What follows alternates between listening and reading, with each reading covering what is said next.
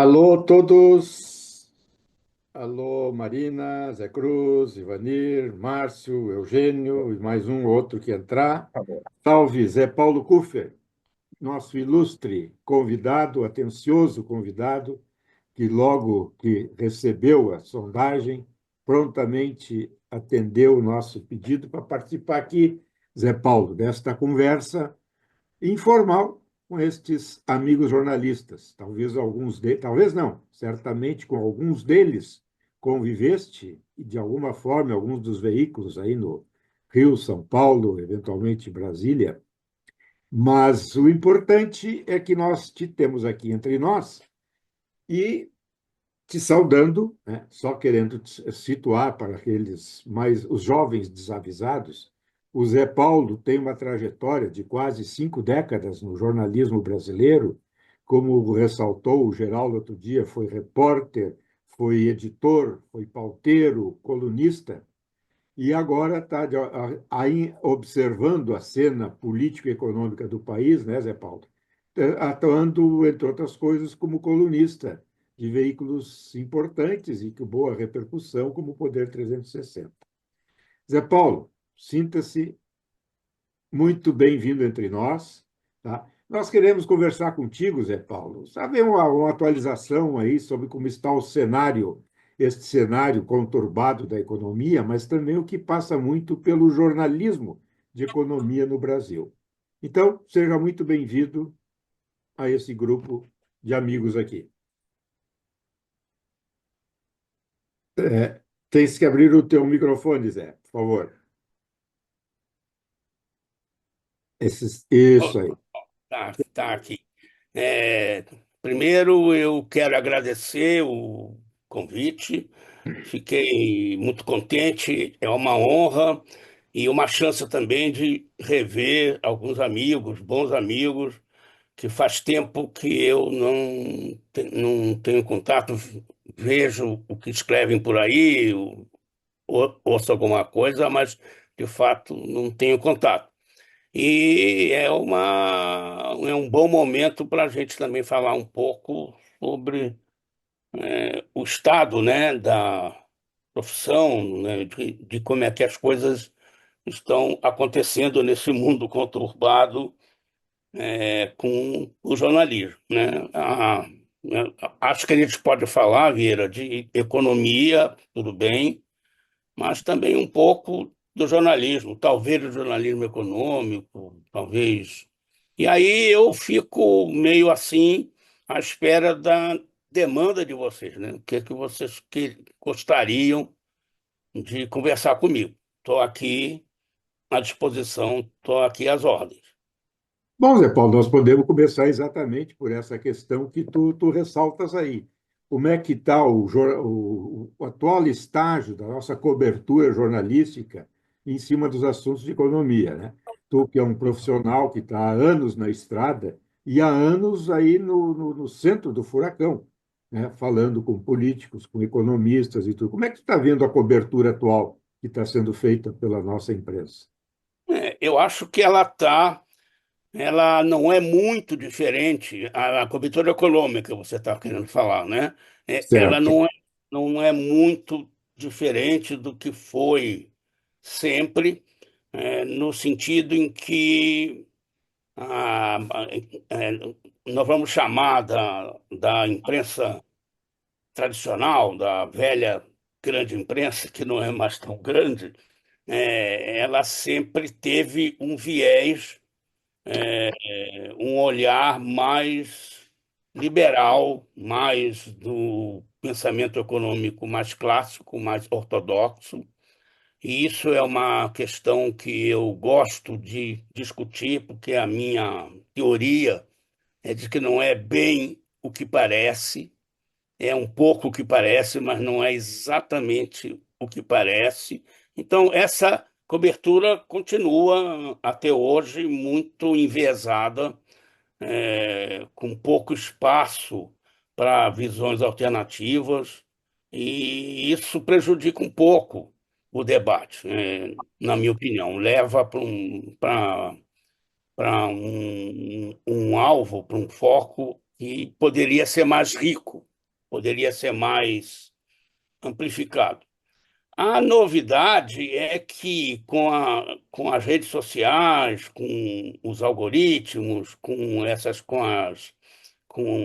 as plataformas digitais, com essas coisas todas, né? É, essa questão desse desequilíbrio agora ele é combinado com uma certa, na minha opinião, um aumento da superficialidade da cobertura. A cobertura jornalística nunca pode ser uma coisa profunda, né? Como eu sempre brinco, e hoje é pelo celular, mas antes era pelo jornal impresso, as pessoas leem jornal, eu sempre disse isso para os jovens jornalistas, para os meus comandados, em muitos lugares que eu chefiei jornalista, as pessoas leem jornal, vamos dizer assim, no banheiro. Essa missão fundamental é evitar os eflúvios matinais, entendeu? Então você não pode aparecer com uma coisa muito aprofundada, muito complicada e menos ainda com uma coisa mal escrita que o fulano pode ter, como eu dizia, eu digo para os colegas, uma constipação intestinal.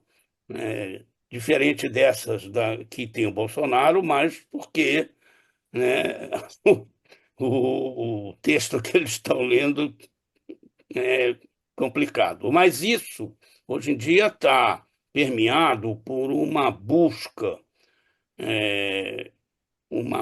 por audiência que está, eu não quero ser saudosista, né, que está transformando um pouco a técnica jornalística, né?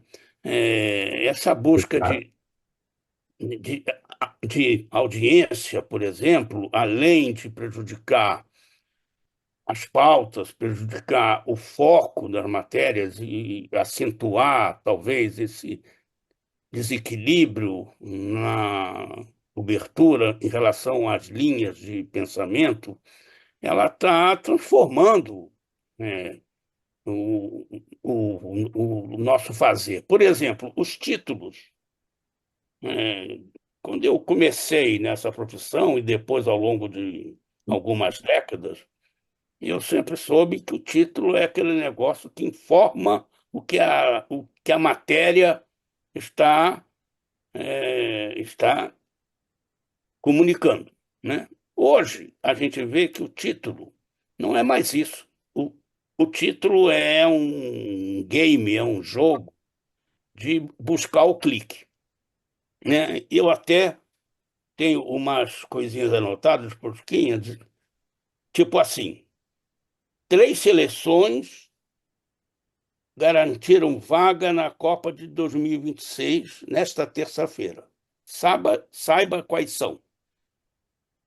Eu teria dito o seguinte, não sei, a Espanha, a Itália, né, garantiram nesta terça-feira a sua participação na Copa do Mundo de 2026. Mas não diz o que é a informação fundamental e te manda buscar, né, o texto, botar um clique para dar audiência. Está mudando a maneira, o fazer da profissão, né? E acho que com esse exemplo, vocês já perceberam o que eu quero dizer. Tem outros assim, o que fulano disse que irritou Lula. Porra, diz o que o fulano disse que irritou Lula no título. E depois explica por que que foi isso, não foi, etc, etc e tal. Mas não diz o que foi. E te obriga, é, tenta te fazer clicar para saber o que que o cara disse, quem disse e o que irritou Lula, né? É, Enfim, isso é a coisa que eu percebo que está mudando. É uma coisa que eu considero ruim, porque, sei lá, a informação jornalística ela tem que ser direta, né? Ela tem que ser, a não ser que você esteja fazendo um perfil, uma matéria, enfim, que aí você pode fazer, e aí eu não estou falando disso, evidentemente, do chamado jornalismo mais literário, uma coisa do Gaetalese, enfim, que é uma coisa que deve ser praticada também e que, inclusive, faz falta. Faz falta. Eu sinto falta, por exemplo, quando leio uma entrevista de alguém que não é muito fácil de ser acessado, eu sinto falta de uma descrição do ambiente em que essa entrevista está sendo feita, sinto falta de uma descrição do entrevistado, um pouco sobre os gestos, um pouco sobre como ele está vestido, como é que é aquele lugar em que ele fica, enfim, isso muitas vezes é impressionante, não tem, você não vê, né? Porque também o jornalista, eu acho assim, um dos problemas eternos, eu acho, da profissão, não vou dizer que é de hoje, mas eu acho que é eterno e que é, é um problema que não é fácil resolver, é o seguinte: o jornalista, em geral, não tem empatia com o seu leitor. O que eu quero dizer com isso? O colega não se coloca na posição do leitor. Ele, ele funciona um, como um jornalista. Ele é um cara que pesquisou aquilo, que leu sobre aquilo, se debruçou sobre texto, sobre aquele assunto, não sei o que lá, e ele não percebe que o leitor não fez isso. E que tudo isso que ele acumulou deve ser usado para fazer com que o leitor entenda a mensagem que está sendo passada. Isso é uma coisa que fica muito clara, é comum na mídia impressa, mas é claríssimo na mídia de TV e até na mídia de rádio. Eu trabalhei em TV há alguns anos e a luta em glória, perdi, tentei, perdi. É uma coisa irritante que é o seguinte: quando o entrevistado começa a falar numa reportagem de TV, aparece o GC, né? O gerador de caracteres, com o crédito dele. Fulano de tal, professor de economia da, da UFRJ, né? Ou fulano de tal, especialista não sei o que, não sei o que lá. Se essa matéria se prolonga mais um pouco e o cara volta, o entrevistado volta Não volta o para nome. uma segunda fala, não tem mais o GC. No rádio, você está lá no carro, né? A gente ouve rádio hoje em carro. Aí você, de repente, pega um cara falando. Você pega o cara falando, a entrevista segue, e aí você fica interessado, quer saber quem é o fulano que está falando. O apresentador, nem sempre, quando termina a entrevista, diz: entrevistamos agora o fulano de tal, não sei o que, não sei o que. Não fala.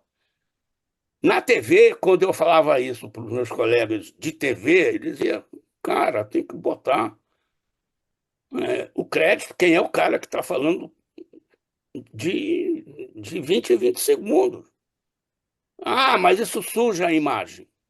E o que faltava era claramente empatia. Os caras acham que o telespectador senta na porra do Jornal Nacional do primeiro segundo ao último segundo com o olho grudado lá. Mas não é assim que funciona. Todo mundo sabe que não é assim. As pessoas entram pelo meio do caminho, as pessoas têm a atenção desviada pelas tantas, e no final, né, perde informação, fica sem saber, porque o jornalista não está ligado no que ele tem que fazer, que é se colocar na posição de quem está lendo. Parece que é uma coisa pequena, não acho, acho gravíssimo. E acho grande, acho muito importante, porque na hora que você se coloca na posição de quem está recebendo a tua informação, você explica melhor as coisas, você se tem que usar jargão, você usa o jargão, mas em seguida explica o que, que significa aquele jargão. E quando você não tem isso na cabeça, você não faz essas coisas. Não faz. E o resultado é pobre de qualidade, né? Então, esse é um ponto que eu vejo, não é novidade, mas está sendo potencializado esse problema pelas redes sociais, né? E pela informação de meios eletrônicos, enfim, dos jornais, enfim, da imensa quantidade de veículos passando informação, né? Zé Paulo, Zé Paulo, hoje você está basicamente neste jornalismo digital, não é verdade? Eu tô no jornalismo digital há muitos anos. Eu brinco do eu estou em home office muito antes da pandemia, né? Tá, e tendo essa experiência, e, portanto, já certamente longa, tu tem condições de avaliar melhor até quando a imprensa tradicional, o jornalismo tradicional, está perdendo esta competição, vamos dizer assim, com o jornalismo digital. O que nós temos visto é exatamente isso, né? O jornalismo tradicional, da chamada grande imprensa, cada vez mais perdendo espaço e pior, perdendo relevância. Mas ela perde espaço e ela perde relevância pelo simples fato de que, primeiro, tem uma grande concorrência, a concorrência cresceu muitíssimo, é muito fácil você ter. Não é muito fácil, mas é mais fácil do que era antes e mais barato você, por exemplo, com três colegas, fazer um blog, fazer mesmo um jornal digital, enfim, você tá. Então tem muita concorrência então isso vai tirando recursos dessa imprensa tradicional e ela perde capacidade de investir, e o resultado é que ela vai sendo engolida pela, pela concorrência. Aí é um processo que os veículos tradicionais estão tendo dificuldades, estão tentando, estão procurando se colocar também no modo digital, né? Mas isso está sendo uma coisa lenta, uma coisa difícil. O problema, e que seria a grande vantagem, que eu acho que não está sendo devidamente aproveitada, é a credibilidade que ainda tem. Não há dúvida que, mesmo com todos os seus vieses, o Estadão, a Folha, o Globo, a Zero Hora, enfim, eles têm mais credibilidade, apesar de toda a bronca que muita gente tem com a linha política, apesar de ter menos cuidado, procurar menos, se importar menos com a chamada imparcialidade, ouvir os vários lados das questões. Apesar disso, a credibilidade da mídia, da velha mídia tradicional, ainda é muito grande. E eu tenho a impressão, não tenho estudo sobre isso, que ela ainda é a geradora das pautas para outra mídia.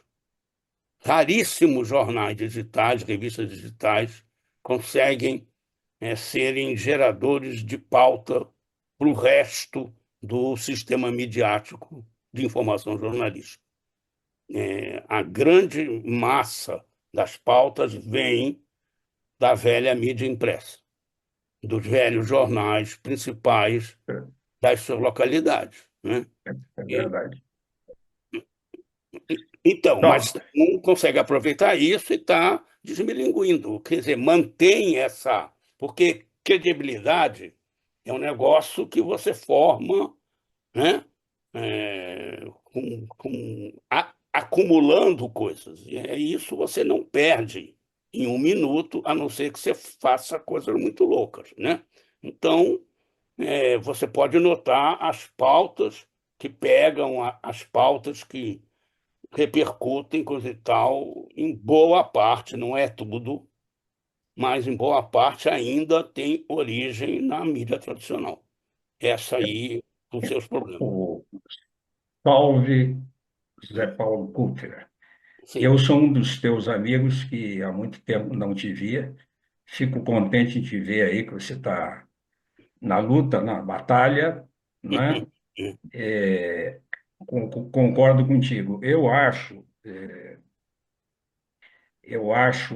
isso que você fala da velha imprensa que pode ter a pauta, e eu remeto aos velhos profissionais em relação a essa questão da economia. Aham. Eu trabalhei muitos anos, você deve lembrar disso, do saudoso Celso Pinto, da Sim, Cláudia, sim, sim, do claro. Ribamar Oliveira, entre Sim, outros grandes profissionais sim.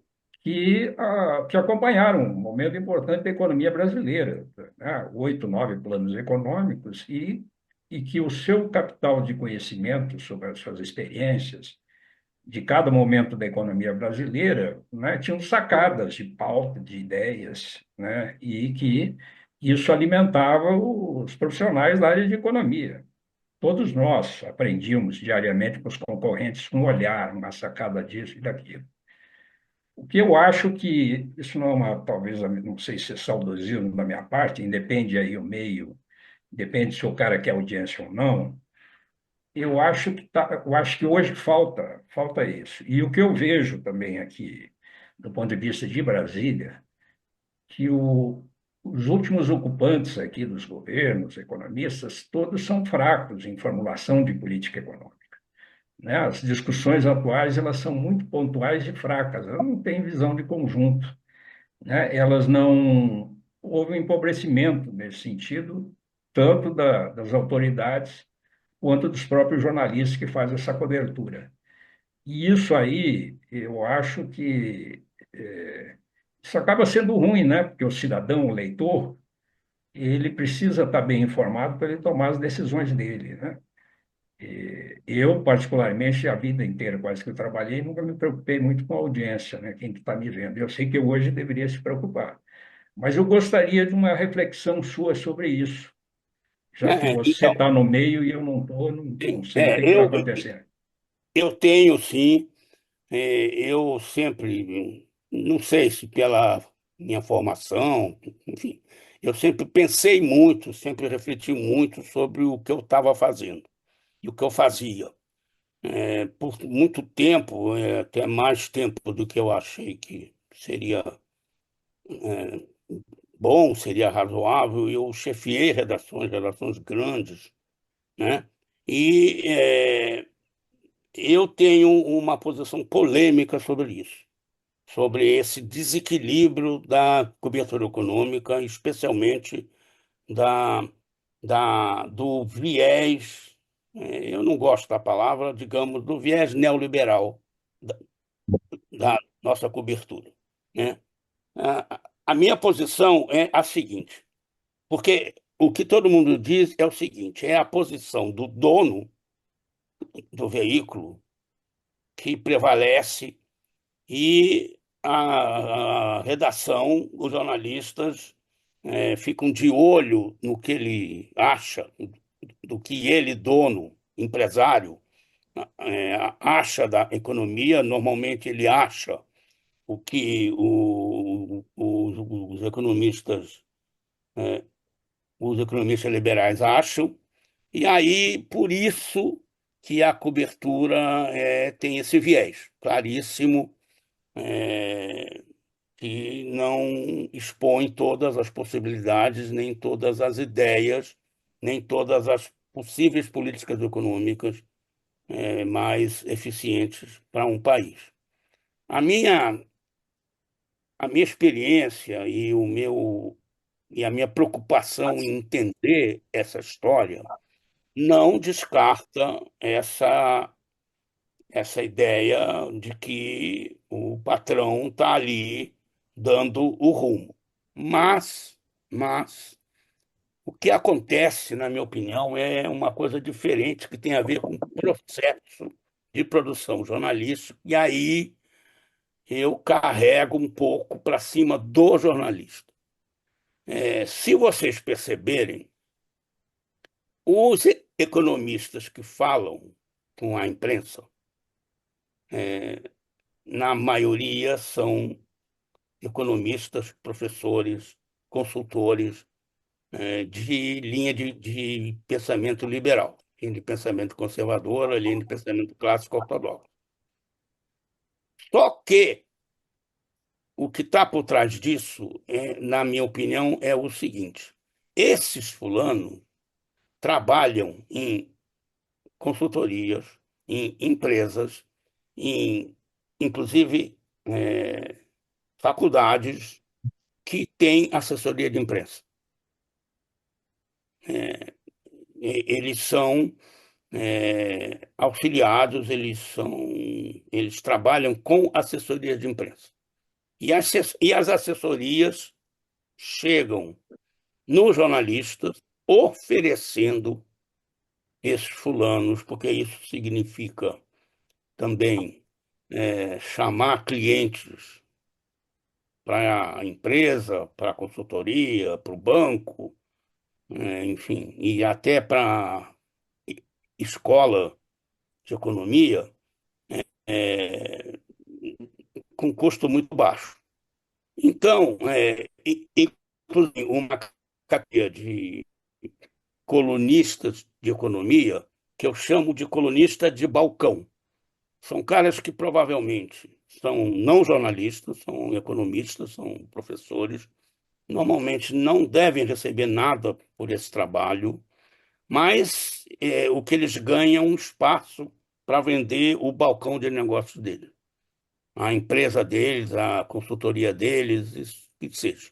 No caso do circuito que é formado, é o seguinte: a assessoria acessa o jornalista, oferece o profissional está treinado para, em 10 minutos, dar uma entrevista resumida com os temas principais, coisa e tal, ou escrever, ou que alguém escreva para ele e ele assine um artigo que vai de 2.000 caracteres, 2.000 toques, que vai estar pronto em 40 minutos, né? E isso é o que faz com que eles apareçam na imprensa. O outro fenômeno que vem junto com esse então, eu chamo isso aí de jornalismo de prateleira. Você é jornalista, você é repórter, você vai lá no supermercado dos profissionais que dão palpite sobre economia e outros assuntos também, em outros temas de outras editorias, vai lá na gôndola e pega o que está sendo oferecido pelo supermercado da informação. Você pega o cara, vai lá no carrinho, vai no check-out e pronto, publica. O engraçado é que forma um circuito. O cara que aparece, que, bem ou mal, foi descoberto, ele vai falar daí para frente com todo mundo. 500 outros jornalistas de 800 veículos diferentes vão ouvir o mesmo cara, vão ouvir esse mesmo sujeito. Porque ele é fácil de ser contatado, ele ele está ali à disposição, ele sabe como falar, foi treinado para falar, e aí vamos. Os outros economistas, os não de mercado, não das consultorias, não dos que estão projetando negócios ali, são meio invisíveis. E, por coincidência, são os heterodoxos. Você procura um cara que você viu, de repente, uma coisa interessante, diferente do cara, e aí você já tem a maior dificuldade em achar, tem que pegar o telefone dele no currículo Lattes, enfim, uma certa confusão. Chega no cara e ele diz assim: que ótimo, fico muito agradecido, vamos falar, mas eu estou com três textos para escrever, 2 aulas para dar, vamos falar daqui 15 dias. Aí eu digo, "Oh, meu amigo, preciso para ontem, 15 dias É, não dá."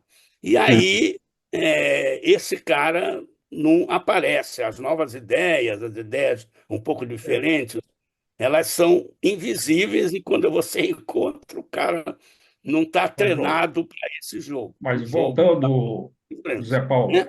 voltando para o teu conceito, que acho importante, essa coisa neoliberal, que é o jornalismo econômico, isso não tem a ver porque hoje o jornalismo econômico trabalha basicamente para atender um cliente, que é o mercado financeiro. Todo mundo se preocupa com dados da economia para um investidor de bolsa, para um investidor de banco, para não sei o quê, parará. Né? Não é só o dono do jornal que tem esse viés neoliberal, é que o produto final desse jornalismo econômico vai para um cliente. Agora a CNN está aí, um monte de gente, que é um mercado grande. E a economia real do país, tá? Você tem pouco jornalista tratando da economia real, viajando, indo para os estados, vendo o que está É, Eu, acontecendo no mundo eu, real da eu, economia, entendeu? eu Então, eu discordo um gostaria de pouco. te ouvir sobre isso. É, eu, eu discordo, eu entendo É, o que você está falando, quando você diz viajar o país, eu entendo. E eu entendo bem porque a vida inteira eu tentei, quando tinha poder, quando era chefe, fazer o seguinte, pessoal, as pautas vêm todas de Brasília e a gente repercute na sociedade. Vamos inverter esse negócio. Vamos ouvir a sociedade e vamos levar para as autoridades responderem em Brasília. Impossível. Não, olha, 40 anos disso aí não foi possível.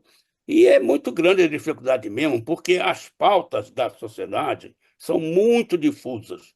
São muito difusas. Então, para você capturar aquelas que, de fato, vão ter algum impacto, vão mudar alguma coisa, ou estão mostrando alguma coisa nova, alguma mudança que está ocorrendo na sociedade, não são fáceis de serem captadas. Você pode gastar a sola de sapato que quiser, você vai achar mais coisas, evidentemente, do que se você ficar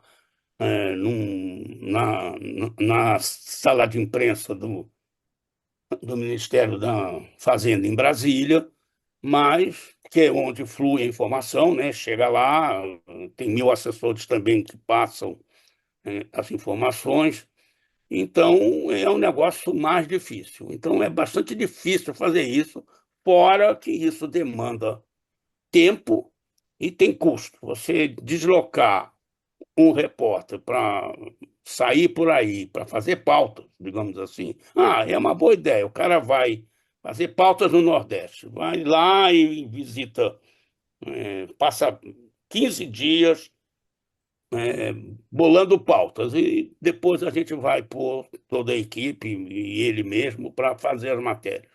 Isso não é viável, é muito difícil, tem que ter uma estrutura que hoje não tem mais. Então, você termina tendo outros caminhos. Você faz contatos com a sociedade civil, com com as coisas organizadas da sociedade civil, e dali também vem pautas. Também te fazem pautas, não são tão simples de serem executadas, mas dá para fazer. Isso que você fala é verdade em certo ponto, não é só o mercado financeiro. Por exemplo, eu fico meio pasmo, até de certa maneira positiva, a cobertura de energia, hoje em dia, tem um monte de colegas especializados, só trabalham com questões energéticas. São especializados nessa confusão das tarifas elétricas, enfim. Eu olho aquilo e é gente prestigiada nas redações. É gente que cuida de uma área complexa, difícil de ser explicada, importante, que é a economia real. Economia real. Como é que faz a energia e qual é o custo disso para as pessoas, para a produção, etc. e tal. Então, a economia real é coberta, de certa maneira. Essa que você está falando, que é lá na sociedade, é menos, é menos, sem dúvida nenhuma. Não há tanto foco, e quando tem, é realmente o negócio mais difícil, são matérias meio especiais que saem desse tipo de coisa, né? Então, tem um- uma dificuldade. E aí, o que sobra é o que nós vemos hoje, e que não é só aqui no Brasil, e também em outros países, nos Estados Unidos. Você tem uma economia razoavelmente indo bem, tá? E a impressão que a cobertura passa é de que tem uma crise permanente, na economia. Isso é aqui, nos Estados Unidos. Enfim, por exemplo, esse enigma, por que que o Lula tem baixa, hoje em dia, baixa aprovação, quando os indicadores econômicos fundamentais estão razoavelmente bem, né? Eu entrevistei recentemente o Zé Alexandre Schenkman, que é um economista brasileiro que está há muito tempo fora do Brasil, mora nos Estados Unidos, prestigiadíssimo internacionalmente, é um liberal na economia, mas é um cara que pensa em um liberal progressista, um cara que não é um troglodita. Perguntei isso para ele, porque nos Estados Unidos também tem uma economia razoável e o Trump ganhou de lavada e a situação enigmática. Por que que isso acontece? A explicação que ele me deu muito boa e que mostra uma mudança comportamental na sociedade, que é o seguinte: ele disse, olha, eu não sei nem se é fato, mas a melhor explicação que tive as, as pessoas acham que o que elas fazem, o que elas conseguem, é mérito delas. Não é porque políticos de governo ajudaram, pelo menos, a que isso acontecesse. É exclusivo mérito das pessoas. Já inflação é um problema do governo, né? Então, eu acho que isso explica essa situação. As pessoas não entendem, não querem entender que políticas públicas, políticas de governo, podem ou não ajudar as pessoas a ter mais bem-estar, a ter uma vida melhor. Não entendem mais desse jeito. Mudou o tipo de esses empreendedores, esse empreendedorismo fake que tanto se fala, é um pouco prova disso. As pessoas meio ignorantes, eu acho, coitadas, não querem saber de como é que funciona uma vida em sociedade. Acha que cada um por si, Deus contra e vamos em frente. O problema é que vivem em sociedade, não conseguem viver fora da sociedade. E isso é um problema para o Lula resolver, que o Biden não conseguiu resolver, e as coisas são desse jeito, entendeu? É um novo paradigma que precisa ser, e a imprensa ela não dá conta disso, ela não consegue Ela capturar bem o fenômeno, né? não consegue ou não se esforça, ou não reflete mais sobre isso. Porque, como tu disseste, aí tem uma relevância da grande imprensa, né? Especialmente do jornal, que é aquele que vai realmente buscar informação, vai ouvir economistas, vai ouvir autoridades, vai ouvir empresários. Você acha que Hum. então o esforço não estaria sendo muito grande, até em função dessas dificuldades financeiras dos grandes veículos de bancários? Eu acho assim, eu acho que a formação do jornalista ela é uma coisa típica. Normalmente você aprende da área com as fontes. A formação do jornalista na escola de jornalismo, como no meu caso, na vida, era uma coisa diferente. As áreas que eu cobri ao longo da minha carreira, e acho que cada um de nós, a gente aprendeu com as fontes, com as fontes, né? E aí, e o outro problema que eu vejo de novo em cima do jornalista, o que que eu posso fazer? É que também o jornalista se especializa numa área desde o início. É raro aquele que migra de uma editoria para outra, ou passa por duas ou três, é raro. Normalmente o cara começa em cidades e vai em frente em cidades, começa em saúde, vai em frente em saúde, começa em tecnologia, vai em frente em tecnologia, começa em economia, começa em futebol e vai embora no futebol, nem falo mais de esporte, né?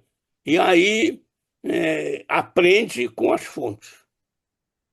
E as fontes ensinam uma certa ciência daquela coisa para o jornalista.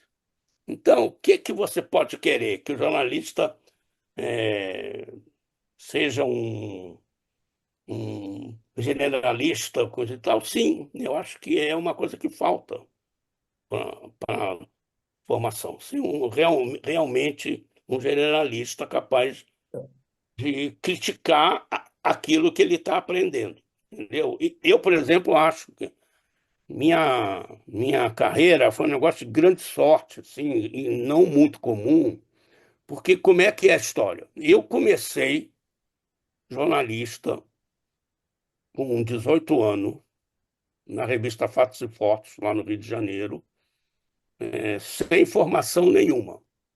Eu entrei na faculdade de Economia em março de 67. Em julho, eu estava fazendo freela na Fatos e Fotos, e em novembro eu estava contratado como jornalista. E eu passei a ser um jornalista da velha regra. Eu tenho registro E do Ministério do Trabalho. Eu não tenho diploma de jornalista. Não tenho. E não registro de preciso, eu sou pleno, porque sou de antes de 69, sou velho. Então, eu fui ser jornalista de geral, estudando economia. Estudando economia. Muito bem. Continuei o curso, aí já aos trancos e barrancos. Me formei em economia já em São Paulo, 10 anos depois. Depois de ter passado pela geral, pelo esporte, onde eu fiquei vários anos, e finalmente só fui trabalhar em economia quando me mudei para São Paulo. Ainda era uma área que pagava mais, e eu entrei e nunca mais saí. As pessoas acham que eu sempre fiz economia. Eu estou há muitos anos nisso, eu estou desde há 50 anos fazendo economia, 48 anos. Mas, de fato, eu sou formado em economia, né, pela USP, chique, mas nunca exerci a profissão. Nem sou inscrito no Conselho Regional, não quero. Eu sou jornalista e só. Mas a minha formação é um pouco invertida em relação aos colegas. Eu já achei menos, hoje eu acho que isso fez diferença. Isso foi benéfico para mim. não tem, Porque não tem. quando eu ouço uma fonte de economia, eu tenho algumas ferramentas para me falar. Não é bem isso. O cara está falando, isso é a posição dele, mas tem coisas.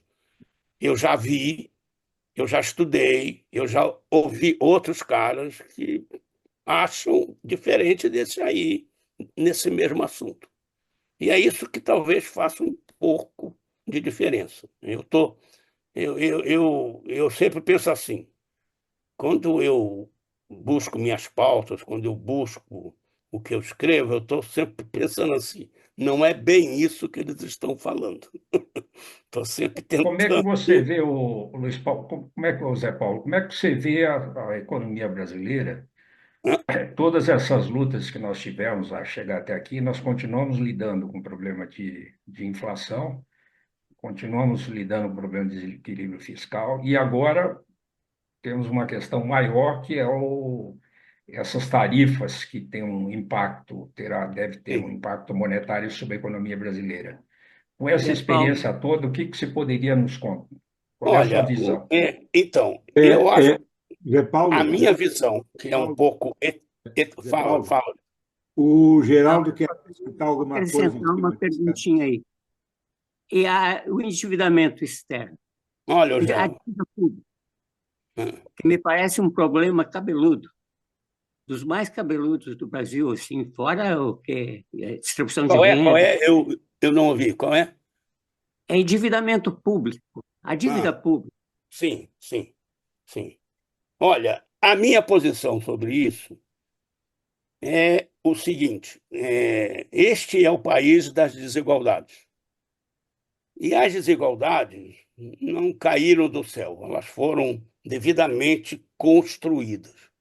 Então, o problema público das contas públicas brasileiras, elas derivam de uma situação de longo prazo que vem a ser de um sistema tributário absolutamente regressivo, absolutamente contra a produção, contra a indústria, um sistema tributário completamente ineficaz e promotor de desigualdade.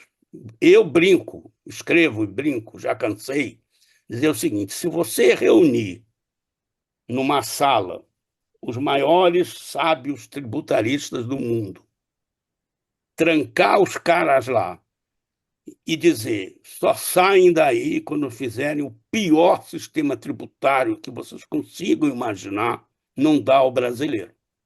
Não dá o brasileiro. Por quê? Aqui, quem pode contribuir menos é mais tributado. Primeiro problema disso, eu acho, não é nem a desigualdade. O primeiro problema disso é o seguinte: como quem contribui tem pouca para contribuir, a contribuição tem que ser gigante, tem que taxar o cara até a última gota, né? Quando dizem aqui que a carga tributária brasileira é a maior do mundo, é gigante, não se está falando que essa carga é carregada porque não pode pagar. Porque os que têm mais condições pagam pouco, escapam, fogem, tem lobbies, tem congressistas políticos que fazem com que isso aconteça. Então, por exemplo, neste momento em que a gente tem uma confusão fiscal grande, um endividamento crescente e relativamente grande, relativamente alto, né? O que nós temos do outro lado? Vocês sabem que é um troço que chama gasto tributário? Sabem o que é? Já sabem o que é? Está sendo discutido um pouco agora. Sabem o que é gasto tributário? Pode explicar para nós, pode explicar para nós. Gasto tributário são aquelas isenções, subsídios e abatimentos que o governo federal, estadual, municipal dá para setores e grupos econômicos, tá?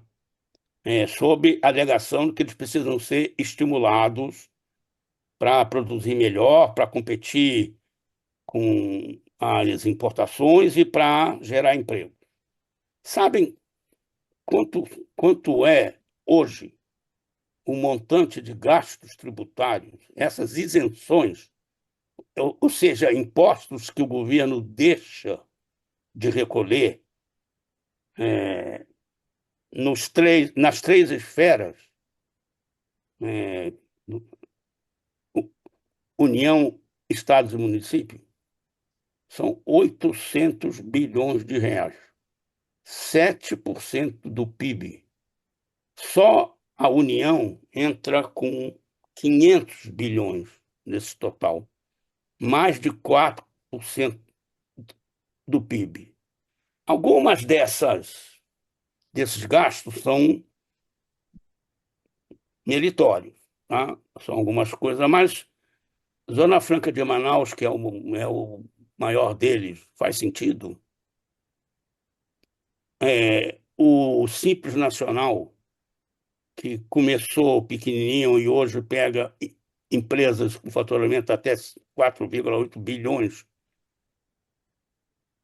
é, bilhões Bilhões? 1.000 milhões? por ano, e pagam pouquíssimo imposto. A carga tributária brasileira é 33, 32, 36% do PIB. Esses caras do Simples Nacional não pagam 10%. A carga deles não é 10%. Em alguns casos é 4% efetivo. Zé Paulo, Imagina Zé se Paulo, esse dinheiro, Zé se Paulo, esse dinheiro Zé fosse Paulo, cobrar. Zé Oi, Paulo, Zé Paulo, diga. só para enriquecer esse teu raciocínio, agora mesmo causou surpresa, o Estado O encheu Armínio, né? para falar. Não, não, agora o Rio Grande do Sul, o governo do Rio Grande do Sul, anunciou as isenções de Fundopem, os incentivos de Fundopem.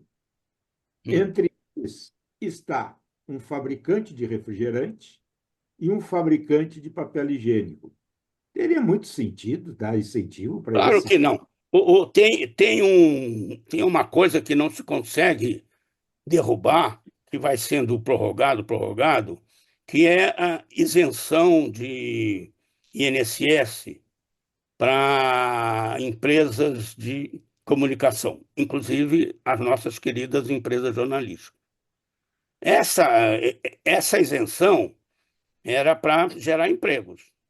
Sabe que empregos que o nosso setor gerou emprego negativo, como se diz em economia. Caiu, obviamente a gente percebe, vê todo dia, caiu o emprego no, nesse setor. Mas o benefício não cai.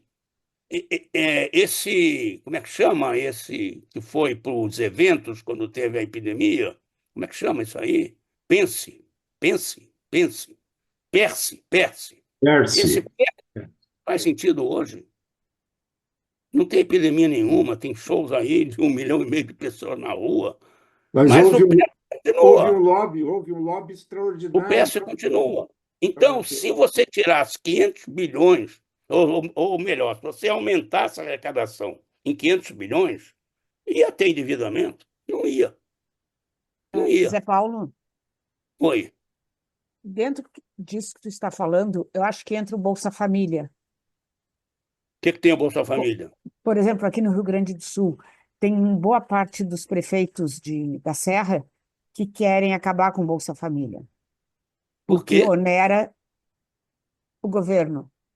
E ao contrário, eu quero saber o que que tu acha, se não entra nesses gastos. Olha, eu acho assim, esse é um país muito pobre, já foi mais, mas continua muito pobre, e com uma desigualdade de renda, outras desigualdades também, raciais e tudo, de gênero, gigantescas. Não pode deixar cada um por si, o Estado cair fora, de atender não só aos vulneráveis, mas como uma parcela grande da população, que tem dificuldades para sobreviver. O Bolsa Família hoje, ele não é pequeno. Ele está relativamente mais alto e ele consome 170 bilhões. O Bolsa Família, não sei, os planos regionais, coisa e tal, tem uns outros, mas o grande programa, o Bolsa Família federal, ele gasta 170 bilhões por ano. Quer dizer, comparado com esses 500 bilhões que eu falei aí, é um pedacinho, né? Sim. É, os, os, eu não sei o que os prefeitos pagam de Bolsa Família, Não sei se são planos regionais, planos da prefeitura ou federal, eles não pagam nada, eles só recebem, nem eles, é o próprio Não, sistema Zé Cidade Paulo, Única. a Hum. alegação dos prefeitos é que o Bolsa Família impede que as pessoas procurem emprego. Ah, pois É é. por esse Então, lado. tá certo. Eu acho que realmente tem uma discussão atual disso aí, né, dessa questão, e faz algum sentido, porque o Bolsa Família, depois, inclusive, do Bolsonaro, que puxou para tentar ganhar a eleição os tais R$ 600, e ainda tem 150 para cada filho pequeno na escola, e mais isso, e mais aquilo, pode chegar a quase o salário mínimo. Pode chegar, não é que sempre chegue, a quase o salário mínimo. O que acontece é que a gente precisa olhar, e aí até o jornalismo precisa contribuir mais, o que estão oferecendo para participantes do Bolsa Família para trabalhar. Qual é o salário e quais são as condições que estão oferecendo. Se é uma situação pior do que o Bolsa Família, boa sorte. Eu acho que está certo recusar. Quer dizer, você está entendendo? A questão para mim é o seguinte: o empresário, o prefeito que reclama que não consegue contratar, pergunta o que ele está oferecendo para contratar o cara. Pergunta Uhum. para ele. Se você Salário achar mínimo. uma coisa razoável, você pode dizer, é um preguiçoso, se satisfaz com pouco dinheiro, coisa e tal. Se você achar que o que está sendo oferecido é muito pouco, não vale a pena, e o sujeito tem uma opção de não se degradar desse jeito, graças a Deus, graças a Deus. Eu acho que o Bolsa Família faz esse papel civilizatório de evitar a semi-escravidão. Ou eu estou sendo, tô sendo dramático, mas vamos resumir assim, entendeu? É um programa que ficou mais caro, mas ele não é de jeito nenhum inviável diante das possibilidades que o país tem.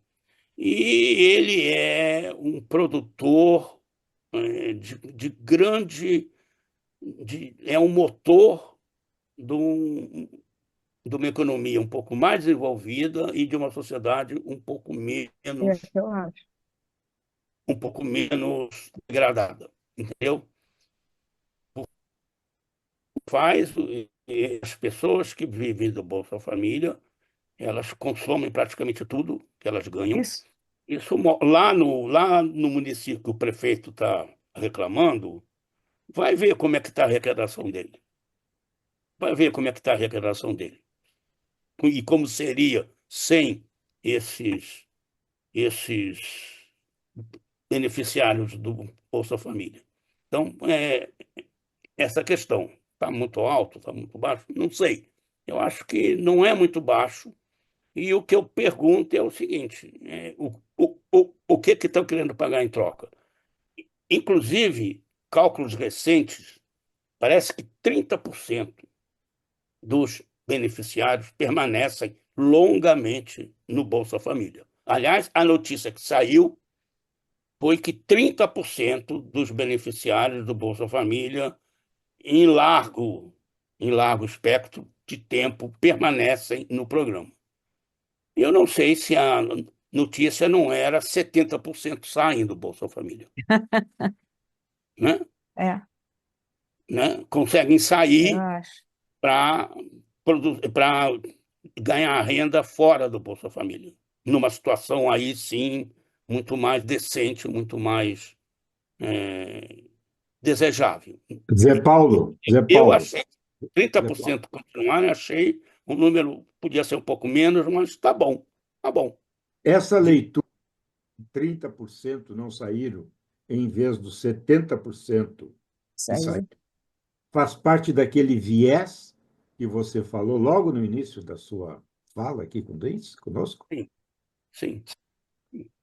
é isso. Tem uma cobertura.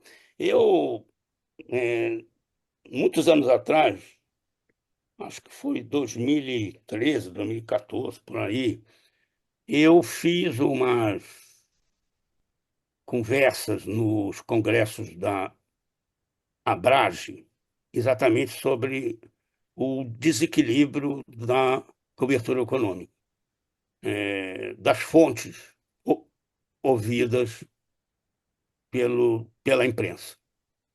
E aí eu fiz, não uma pesquisa, não era pesquisa de nenhum, eu fiz levantamento, foram, foram palestras, conversas, durante 3 anos.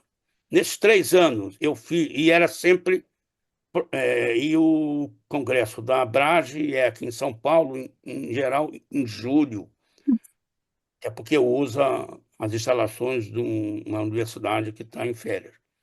E então, nesses 3 anos, eu levantei as fontes ouvidas no Estadão, na Folha e no Globo, um mês antes da, da Abrage. Evidentemente que cada ano o assunto principal era outro, não era o mesmo, né? E isso era um mero levantamento, eu nunca quis que fosse uma estatística. Mas aconteceu o seguinte: 80% das fontes ouvidas nas matérias desse mês, nesses 3 jornais, na área econômica, nesse mês anterior ao Congresso da Abrage, eram de linha neoliberal. E eu escrevi, está publicado, se vocês quiserem depois eu mando, meio antigo, mas no, quem publicou foi o Observatório da Imprensa, acho que Eugênio Butti estava cuidando lá, ele que me pediu, e eu escrevi um texto com essas minhas teorias aí do processo de formação da notícia, das fontes, que tem assessoria de imprensa no meio, pá, pá, pá. Eu escrevi um texto lá que o título é Fontes Viciadas em Economia, Conformar-se ou Formar. Em que eu dizia o seguinte: olha, moçada, eu tenho que formar novas fontes o tempo todo, tem que descobrir sujeitos que estão estudando os assuntos fora desse circuito, fora das prateleiras do supermercado das notícias. Por exemplo, eu vou dar um exemplo. Hoje ele é até mais conhecido, um menino da Unicamp chamado Pedro Rossi. Aparece um pouco mais hoje em dia no debate quando querem uma posição um pouquinho diferente. Eu descobri pelo Pedro Rossi, que tinha feito as teses dele de mestrado e de doutorado sobre a, a questão cambial brasileira, sobre o sistema cambial brasileiro. O Pedro me deu a luz de uma coisa que eu acho importantíssima. Escrevi milhões de vez em quando pega um pouco, mas não pega muito.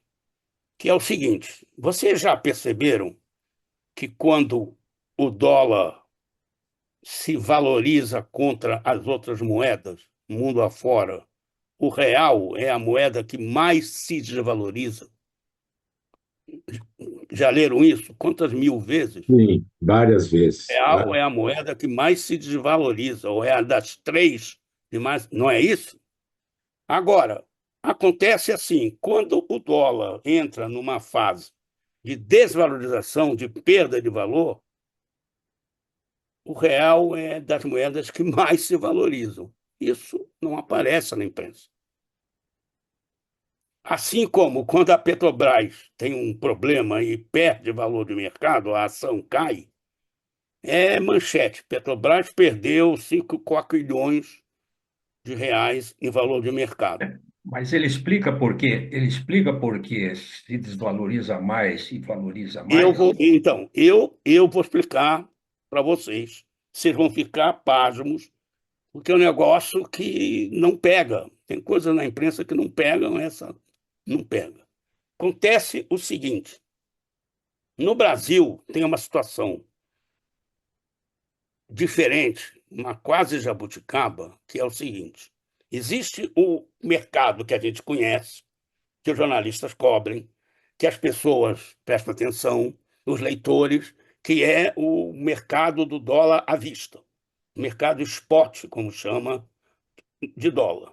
Existe um outro mercado aqui no Brasil, na Bolsa de Valores, que é um mercado do dólar derivativo, do dólar futuro, do dólar contrato, de um dólar que é negociado como contrato. Tá? O que acontece? O mercado de câmbio futuro, esse da B3, da Bolsa de São Paulo, é 5 vezes maior. O volume diário negociado nesse mercado é 5 vezes maior do que no mercado à vista. No mercado à vista, o volume negociado diariamente no Brasil não é nem o 20º do mundo. No mercado de derivativo, no mercado futuro, às vezes é o segundo, às vezes é o terceiro.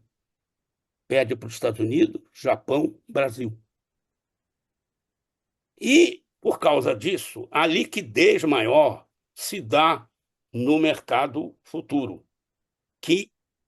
Portanto, o preço do mercado à vista, a cotação do mercado à vista, é feita nesse mercado futuro.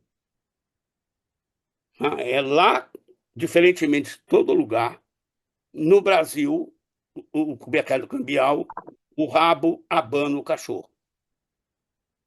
Tá? Tem até gente da FGV, um cara que estuda isso, esqueci o nome dele agora, depois posso dizer, que tem textos, o título é Mercado Cambial Brasileiro, o rabo abana o cachorro. Então, este mercado futuro, ele não é em dólar, ele é em reais. Os caras trazem o dinheiro fica no Banco Central, eles operam em reais, contratos futuros, uma coisa normal lá, de dólar, de câmbio, e vendem, e pegam reais. E aí, sim, querendo ou não, convertem em dólar, levam embora. Esse mercado não tem controle nenhum, né? Quer dizer, tem os controles normais de operações financeiras.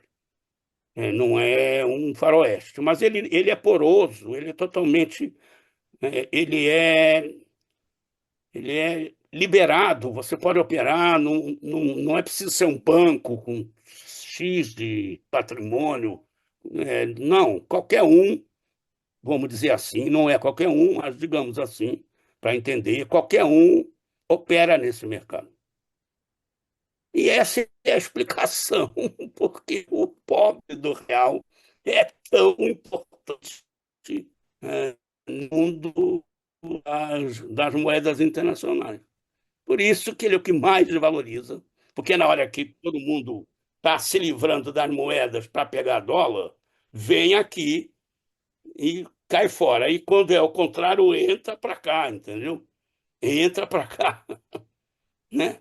É impressionante um mercado, acho que sei lá, mais de 20 bilhões dia, não sei, um número gigante. E não se dá bola para isso. Da mesma maneira que não se dá bola para os gastos tributários. Eles não aparecem. Quando se fala de déficit público, de o fiscal, o problema fiscal, ninguém fala nos gastos tributários. Hoje em dia é um pouquinho mais, É, mas não fala o, muito. o Haddad, quando assumiu, ele botou que ele queria reduzir esse gasto tributário. Se não me engano, eram Sim, 300 bilhões. Ele sim. aumentou. Aliás, eu queria ter tua visão. Pouco tem se falado sobre investimento. E hoje, do orçamento da União, aconteceu esse fator aí dos deputados, as emendas dos deputados, né? 51 bi vai para eles, que deve ser um investimento, mas a qualidade desse investimento é muito. Não, Ninguém sabe direito isso aonde vai esse aí. dinheiro, Então, né? Então, o dinheiro de investimento no país acabou. Agora eu vi que o eu, eu, Supremo Então, olha aqui, anotei no finalzinho do meu caderno que talvez eu escreva amanhã. Vocês viram, saiu ontem a LDO, né, de 2026. A lei é um troço chato, né? Coisa fiscal muito chata, difícil de atrair as pessoas, mas é importante. A LDO que saiu, que o governo Haddad produziu, é um negócio totalmente inviável. Não tem viabilidade. Aquilo ali é uma fantasia absurda. Tão absurda que eu comecei a pensar, nesse contexto de hoje, isso que você está falando, comecei a pensar, até escrevi, LDO foi feita assim para criar um problema e dar um suporte maior para a discussão de emendas e de gastos tributários. Eu fiquei pensando, será que o governo Haddad, Lula, sei lá quem, está usando esse negócio aqui como meio para botar umas coisas em discussão? Porque, de fato, quando você olha para uma situação que você não vai ter recursos não obrigatórios, que são obrigatórios no fim das contas, porque é investimento, não sei o quê, para recompor a infraestrutura, nem para recompor a infraestrutura as pontes caem por causa disso, né? Você não vai ter recursos nem para isso, você não vai ter recursos para a farmácia popular, para coisa nenhuma, e vai ameaçar os tais pisos da educação e da saúde. Como é que fazem uma coisa doida dessa? Só pode ser para criar um problema e botar o negócio em discussão. Eu estou com essa aposta. Acho que eu vou tentar escrever sobre isso. Convencer no meu texto que, ó, isso aqui é porque do jeito que está, não tem como sair. Porque as emendas, elas bagunçam qualquer planejamento fiscal que um governo possa ter. Pois Se é. não fossem secretas, já bagunçariam. Secretas, então. Oi? Ô Zé, deixa eu te Oi. colocar uma pautinha para, assim, é que tu passou de falar de jornalismo, passou a falar mais como economista do que como jornalista. Então, a pauta é a seguinte, você conheceu, entrevistou, né? Conheceu pessoalmente do Delfim até o Haddad. Sim. Então, acho que não dá para você fazer um paralelo, assim, para saber quem foi o bom, quem foi o ruim, como é que é. Olha, Teve Geraldo, primeiro, não me chama de economista, que o conselho vai me processar. Eu não sou registrado lá, eu não tenho nada com isso. Mas, olha, um diploma, tem diploma. aproveitando a morte do Vargas Llosa, tá? Em que a gente ficou com aquele impasse e, no final, a gente acha que a maioria de nós, mesmo progressistas, decidiu separar o homem da obra, tá? Eu acho o seguinte, não conheci nenhum ministro da economia tão, assim, instigante quanto o Delfim. Estou separando o homem da obra, tá? Quer dizer, nem a obra, estou separando o homem da obra, estou ficando, entendeu? Eu acho assim, o Mário Henrique Simons era um cara muito interessante, muito doido, mas muito brilhante, assim, muito instigante, como era o Delfim, como era o Delfim. E não, o Haddad, o Haddad é um sujeito, eu conheço ele de muito tempo. Nós fizemos parte junto do grupo de conjuntura da Faculdade de Economia da USP. E ele é um sujeito preparadíssimo. Ele é, olha, minha mulher é uma professora da USP, é uma professora titular da USP. Então eu vou falar com conhecimento de causa. O Haddad é um professor USP, arrogante, preparado pra caceta, mas arrogante, acha que sabe tudo, né? E eu acho que eu acho que na educação, eu acho que ele foi melhor do que ele está sendo na economia. Eu acho que ele foi um ministro da educação melhor do que ele é na economia. Ele está tentando uma posição de equilibrista, e não está se saindo muito bem nisso. Não está se saindo muito bem. E o resultado é que a economia está sendo empurrada pelo Lula. Se fosse o Haddad, ela estava travada, né? E eu fiquei muito mal impressionado na, nessas últimas discussões de- sobre renda, esse tipo de coisa, quando ele veio querendo, sobre inflação de alimentos, que eu achei que o governo, o Lula, inclusive, só falou bobagem, enfim. Mas o Haddad veio com o seguinte, de regular melhor cartão de alimentação. Eu falei, meu Deus do céu, quando é que uma regulamentação de cartão de alimentação vai contribuir para baixar o preço dos alimentos nessa conjuntura aí?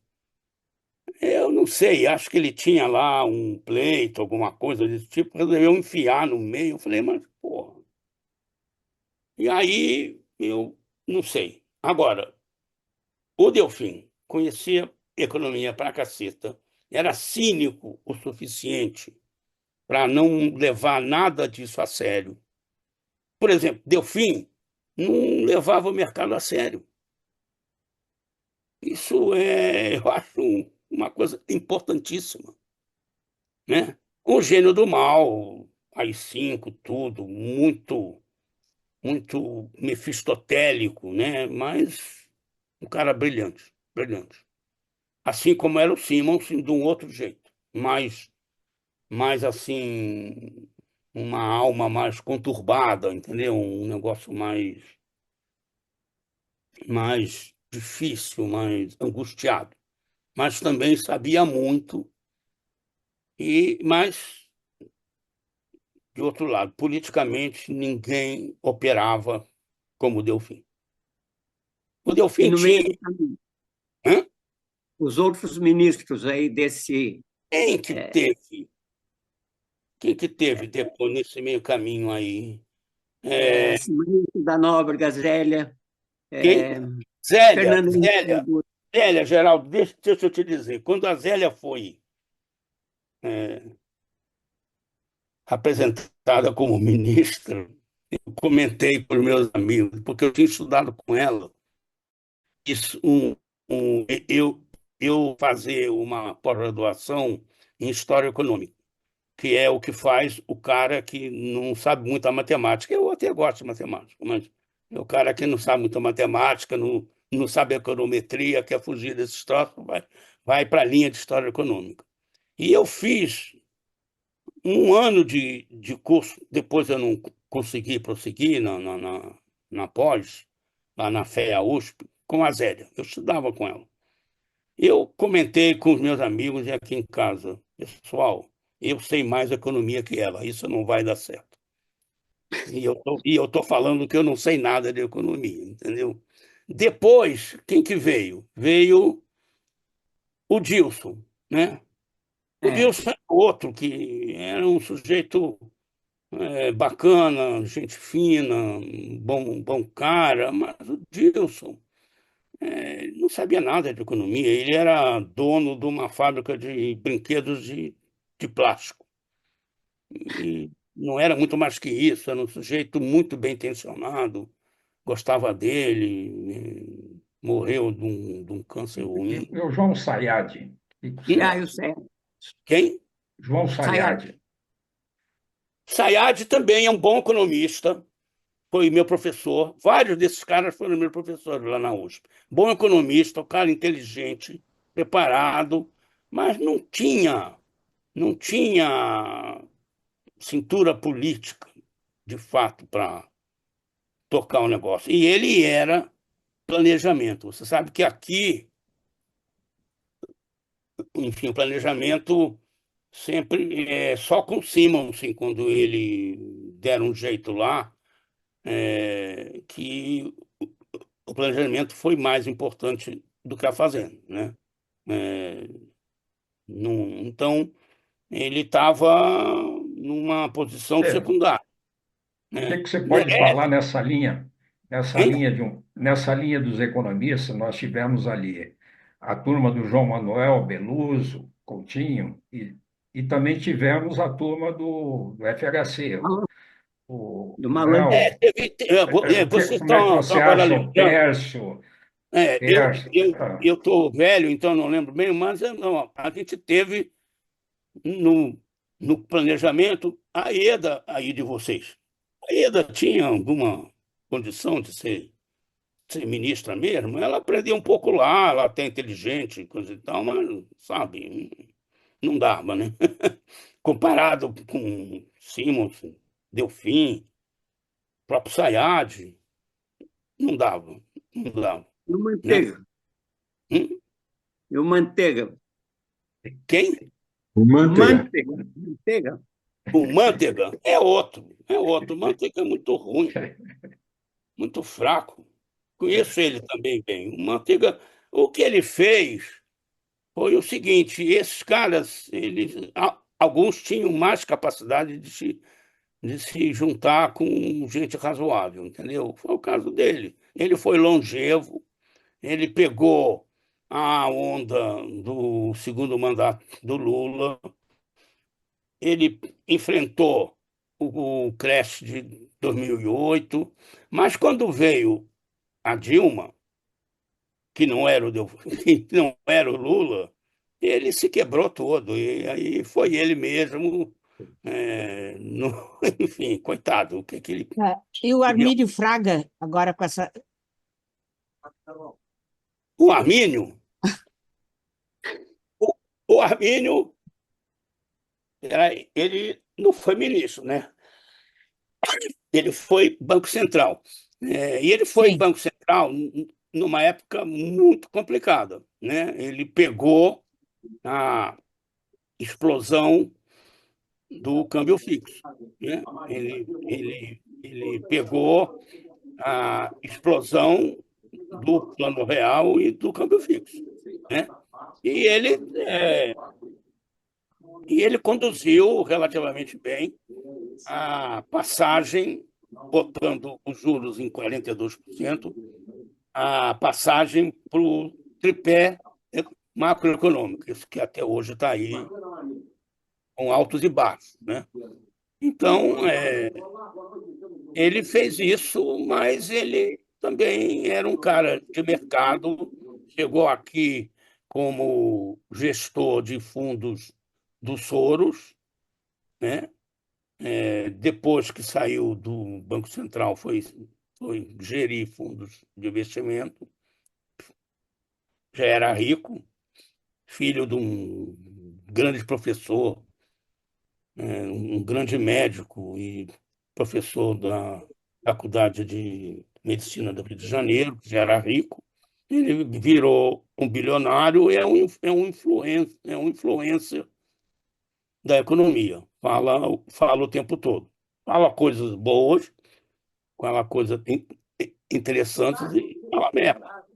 Como essa última que ele falou agora, né? Então, peraí, quem que está falando? Está um Ah, barulho. Eu queria acho que saber sobre o Guedes. Fala do Guedes. a Elaine, Hum?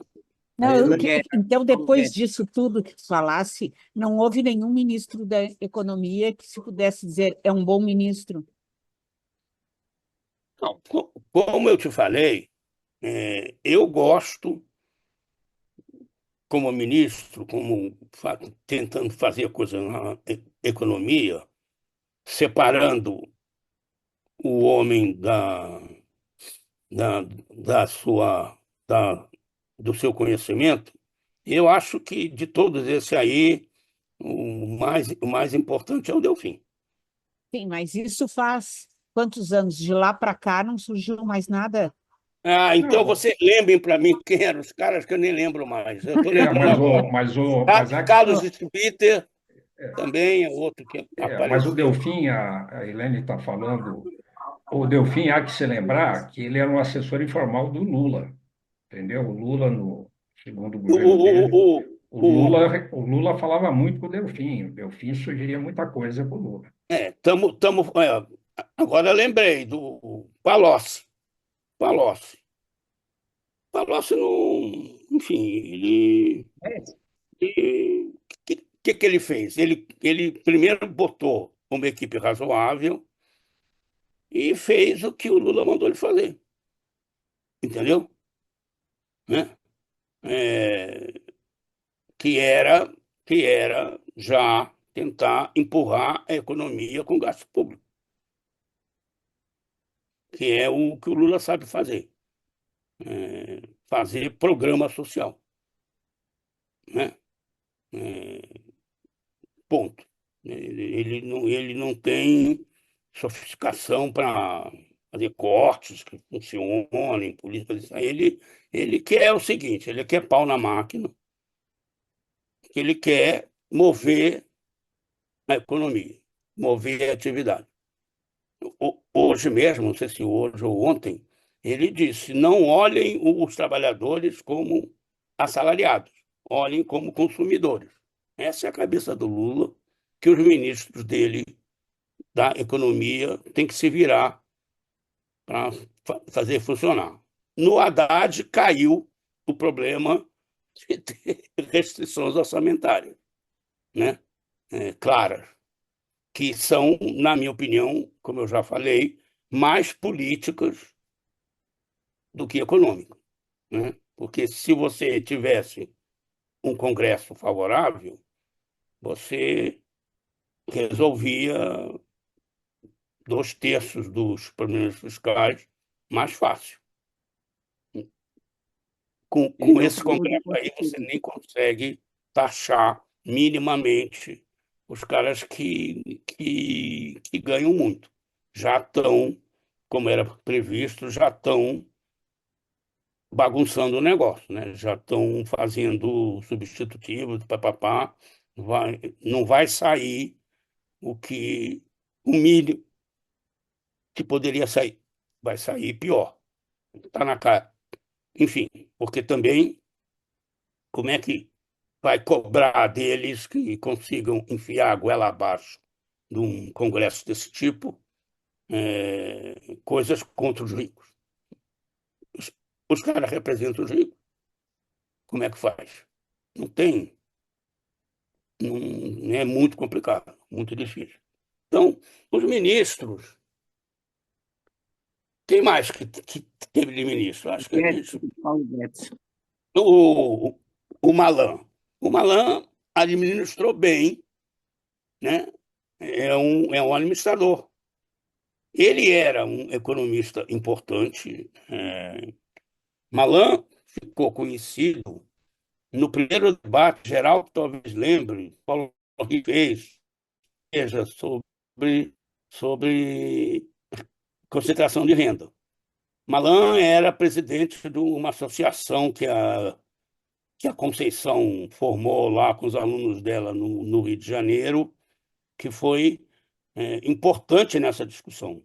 Acho que o Geraldo lembra, acho que ele já estava lá, né, Geraldo? Não.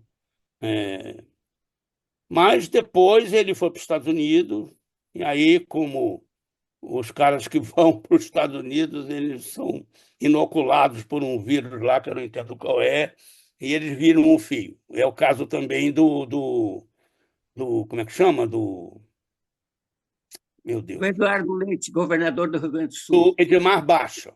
Mesma coisa. Baixa tinha, era do IPEA, produziu alguns artigos importantíssimos. Tem um livro chamado. Ele inventou um negócio chamado Belíndia.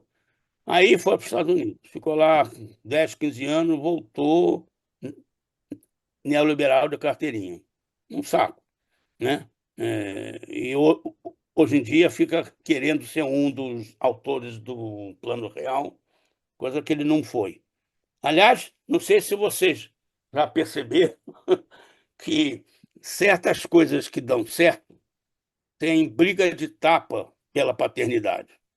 E o que dá errado é um horror, é órfão de pai e mãe. Nunca vi É, tanto pai de um negócio como pais do Plano Real. É impressionante.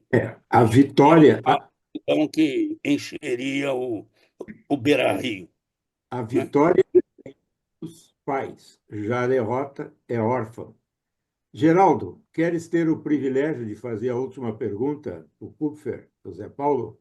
Ah, não, deixa para outra vez, a gente pergunta para ele falar do Paulo Guedes, Do Paulo posto- Guedes. o posto Ipiranga. O Paulo Guedes, pois é, pois é. O Paulo Guedes é aquele, é aquela coisa. Você quer que esse cara. O Paulo Guedes foi um horror, um horror. Ele conseguiu reduzir o déficit público, ele conseguiu reduzir um pouco a dívida, dando calote. Até eu faço isso, Geraldo. Dando calote, assim, Todos gigantesco fazer. calote. É uma coisa impressionante. É, é, não reajustou o salário mínimo acima da inflação, que é uma coisa que, de fato, corta um tanto de gasto público. Sabe, tem coisas assim que viram regra, que passam e vai indo, e a gente não faz para barra.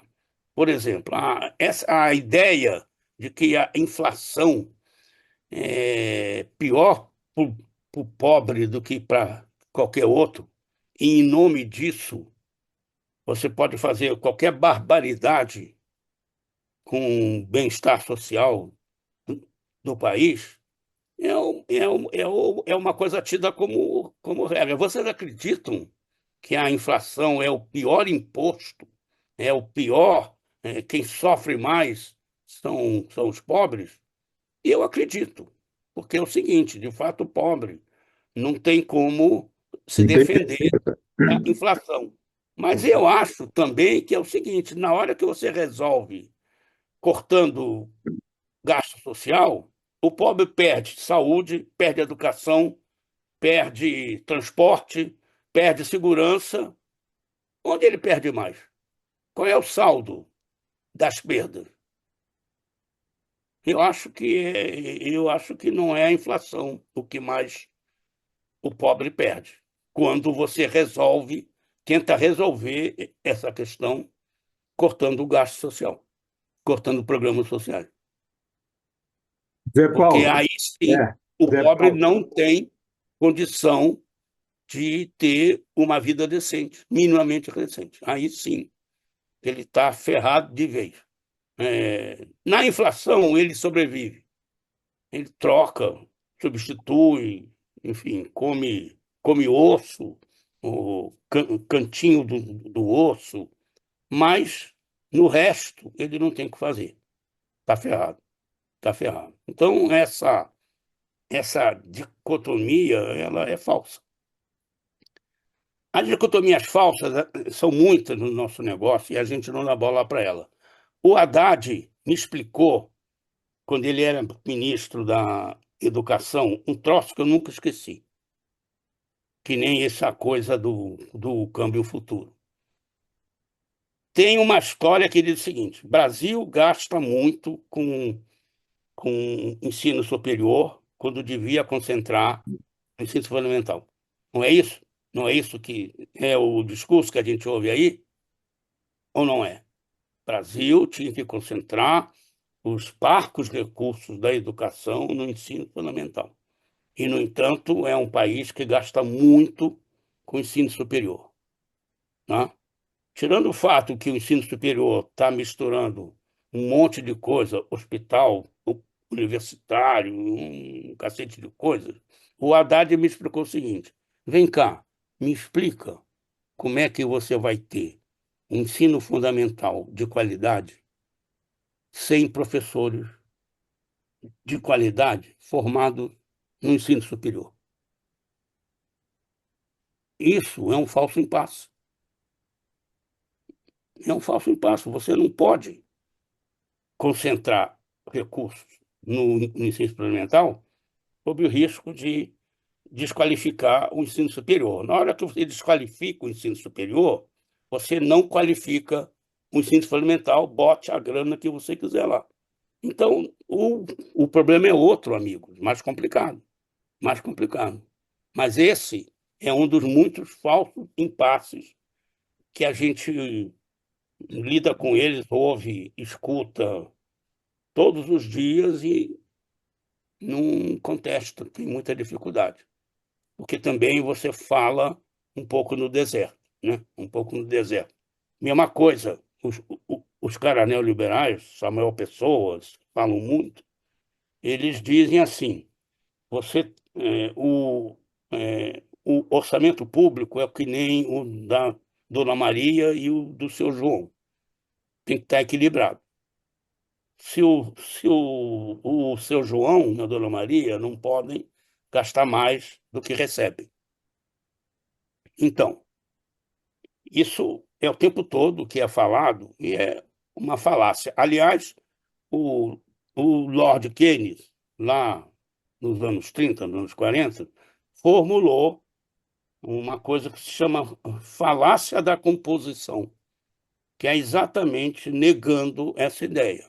Porque, de fato, na coisa individual, na casa da gente, a gente não pode gastar mais do que arrecada. Pode só um pouquinho, vai fazer dívida, chega uma hora que você não tem como pagar. E aí você tem que cortar gasto, né, para equilibrar o seu orçamento. Agora, vamos pensar, se todas as famílias fizerem isso, o que acontece com a economia do país? Se todo mundo cortar gasto, o que vai acontecer? O gasto que era gasto com compra na feira, com compra de eletrodoméstico, enfim, o gasto que era a renda de um outro cara vai para o vinagre. E o cara que recebia a renda do seu João vai para o vinagre. Vão para o vinagre o seu João e o resto da economia. O Keynes, que observou esse negócio, chamou esse negócio de falácia da composição. O que vale para um pode não valer para o coletivo, que é o caso, que é o caso exatamente, né? Não é solução essa esse truque de dizer que é como o indivíduo é uma falácia, é uma mentira, é uma indução a que você aceite certas políticas que vão dar errado, vão dar errado, né? Na área fiscal, nesse momento, então, um monte de falácias desse tipo circulam. A proposta, eu estou falando muito, né? Mas, enfim, vamos terminar. A Nós proposta do Marquinho vamos terminar. de não dar reajuste real para o salário mínimo já foi tentada recentemente. O Temer, e especialmente o Bolsonaro, fizeram isso. Qual foi o resultado? Continuou com dívida 70 e tantos por cento do PIB. E qual foi a vantagem disso? Empobreceu as pessoas sem resolver o problema fiscal, Porque o problema fiscal é muito mais complicado, é muito maior e tem a ver com com o conflito distributivo. Lembrei, palavra bacana. Conflito. A gente vive um formidável conflito distributivo, em que, normalmente, o lado mais fraco perde. No Brasil, Exatamente. historicamente, perde, né? É isso. Kupfer. Zé Paulo, acabamos tendo também uma bela aula de economia, dos tempos Não, que correm, das dificuldades do país, dessa é, nossa até dificuldade de encontrar um cabeça equilibrado para tocar realmente a economia. Zé Paulo, muitíssimo obrigado por essa tua disponibilidade, por esse tua distribuição de farto conhecimento a respeito desse assunto tão importante quanto é a economia e, dentro dela, o jornalismo que acompanha a economia. Foi uma satisfação muito grande, agradeço a tua presença, agradeço a presença dos colegas também,